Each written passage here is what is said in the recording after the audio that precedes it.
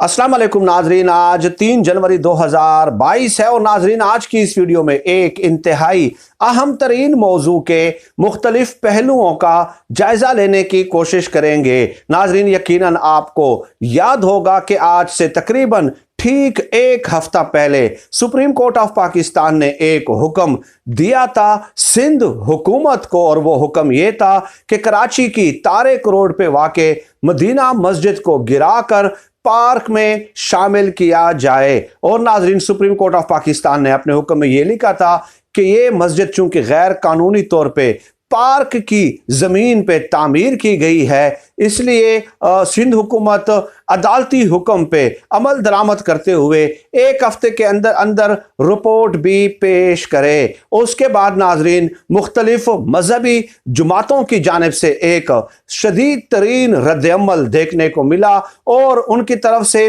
बाकायदा press conferences भी conduct की गई। चुनाचे सबसे सख्त रद्द-ए-अमल जो सामने आया है नाजरीन सुप्रीम कोर्ट के इस हुक्मनामे के मुतालिक, वो है मौलाना फजल रहमान साहब की जुमात का डॉक्टर राशिद सुमरो साहब ने पहले तो धमकियां दी कि कोई इस मस्जिद के करीब आकर तो दिखाए, और उसके बाद मुख्तलिफ मजहबी जुमातें भी उनके शाना बशाना खड़ी हो गई। अब नाजरीन एक और सीनियर तरीन रहनुमा हैं सेनेटर अब्दुल गफूर हैदरी, जो कि जनरल सेक्रेटरी हैं मौलाना फजल रहमान साहब की जुमात के।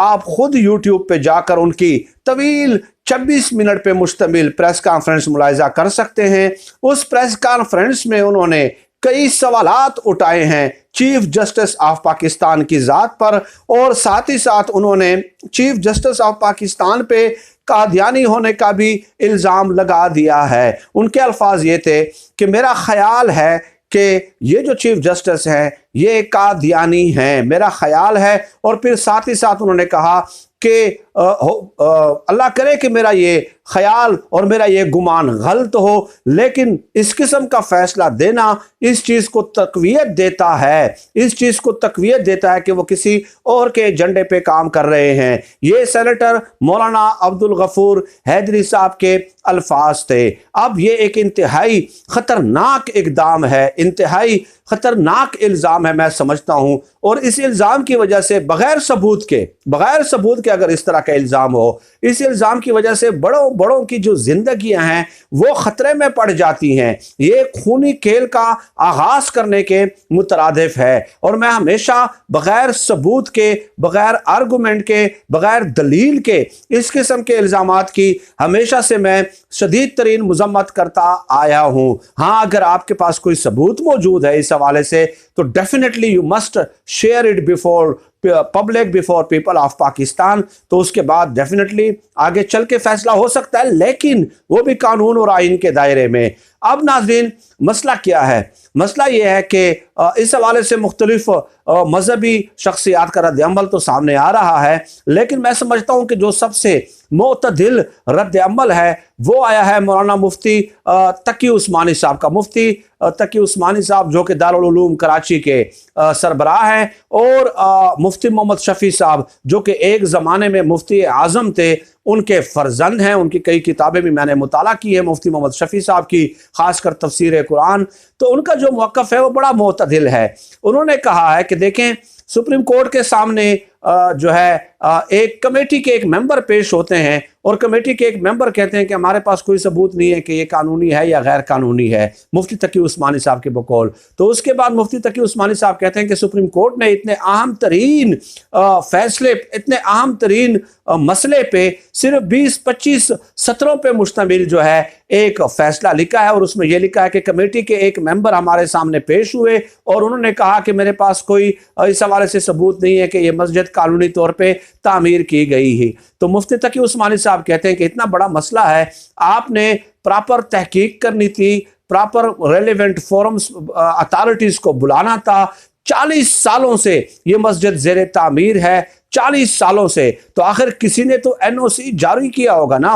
महकमा औकाफ ने एनओसी जारी किया, किन किन अफसरान ने जारी किया और किन किन महकमों ने एनओसी जारी किया, और उसके बाद जाकर यह मस्जिद जो है तामीर हो जाती है। तो मुफ्ती तकी उस्मानी साहब ने मुतालबा किया कि इन तमाम चीज़ों का भी जो है ना अहाता किया जाए, इन तमाम चीज़ों के हवाले से भी तहकीक की जाए, एक्शन लिया जाए कि क्यों कर 40 साल रियासती इदारे खामोश रहे और किन किन रियासती इदारों ने एनओसी दिए और क्यों दिए अगर ये गैर कानूनी है। और फिर आगे जाके मुफ्ती तकी उस्मानी साहब कहते हैं कि मैं कानून और आइन पे यकीन रखता हूँ, कानून और आइन की ज़बान में मैं बात करता हूँ और कानून और आइन के दायरे में ही इस मसले को हल करने का मैं ख्वाहिशमंद हूँ। और आगे जाके मुफ्ती तकी उस्मानी साहब कहते हैं कि ये जो कहा जाता है कि किसी कब्जा की हुई जगह पे मस्जिद तामीर नहीं की जा सकती, तो मुफ्ती तकी उस्मानी साहब ने कहा कि यह बिल्कुल दुरुस्त है, बल्कि अगर किसी की ज़मीन पे आपने नाजायज़ कब्जा किया है और उस पर मस्जिद तामीर की है तो न सिर्फ ये कि ये गलत है बल्कि ये हराम है। ये मुफ्ती तकी उस्मानी साहब के अल्फाज हैं। और साथ ही साथ ये भी कहा कि सरकारी ज़मीन पे भी अगर आपने कब्जा करके मस्जिद तामीर की है तो वो भी सही नहीं है। लेकिन आगे जाके उन्होंने कहा कि तारिक रोड पे एक ही मस्जिद मदीना मस्जिद वाक़े है और रियासत का काम होता है कि वो मसाजिद तामीर करे और पार्क जो है वो बदस्तूर मौजूद है। लेकिन उन्होंने सवालात ये उठाए हैं कि 20-25 लाइनों पे मुश्तमिल सिर्फ एक कमेटी के मेंबर के दलाइल पे ही सुप्रीम कोर्ट ने इक्तफा क्यों किया है, सुप्रीम कोर्ट ने सिर्फ उसी को काफ़ी क्यों समझा है, सुप्रीम कोर्ट ने बाकी रेलेवेंट अथॉरिटीज़ के नुमाइंदों को क्यों नहीं बुलाया जिन जिन लोगों ने एनओसी और इजाज़त नामे दिए थे, सुप्रीम कोर्ट ने हर पहलू से तहकीकात क्यों नहीं की। मेरे ख्याल में ये सवालात देखें, ये दलील की बात है, ये एक मंतक की बात है, ये एक आर्गुमेंट की बात है। सुप्रीम कोर्ट के फैसले पे आप जो है ना उसके साथ इख्तिलाफ कर सकते हैं, लेकिन इस तरह की दलील की जुबान में, न कि इस तरह की जुबान में जिस तरह सेनेटर अब्दुल गफूर हैदरी साहब कहते हैं कि वो कादियानी, मुझे लगता है कि वो कादियानी है। तो ये इस किस्म के अल्फाज जो है बगैर सबूत के इतना बड़ा इल्ज़ाम लगाना मेरे ख्याल में ये एक मुनासिब तर्ज अमल नहीं है। जो तर्ज अमल मुफ्ती तकी उस्मानी साहब ने अडॉप्ट किया है वही वो एक बेहतर, मुअस्सर और आर्गुमेंटेटिव मंतकी दलाइल और ठोस मुस्बत दलाइल से मज़मूम वो जो है मुज़य्यन जो है, मुज़य्यन मज़मूम नहीं मुज़य्यन वो एक मौक़िफ़ है। लेटेस्ट सी सुप्रीम कोर्ट इस हवाले से आगे जाके क्या फैसला करती है और हम देखते हैं कि सूरत हाल क्या रुख इख्तियार करती है, क्योंकि बजाते खुद सिंध हुकूमत भी लैतुलाल से काम ले रही है इस मामले में। डेफिनेटली उन्हें हालात की संगीनी का जो है वो अंदाज़ा है। लेकिन मैं ज़ाती तौर पे ये समझता हूँ कि जिन जिन लोगों ने भी एनओसी जारी किया है, अगर 40 साल उनका खामोश रहना बजाते खुद, अगर ये गैर कानूनी जगह पे तामीर की गई है, कब्जा की गई जगह पे तामीर की गई है, तो उनका खामोश रहना बहुत बड़ा सवालिया निशान है।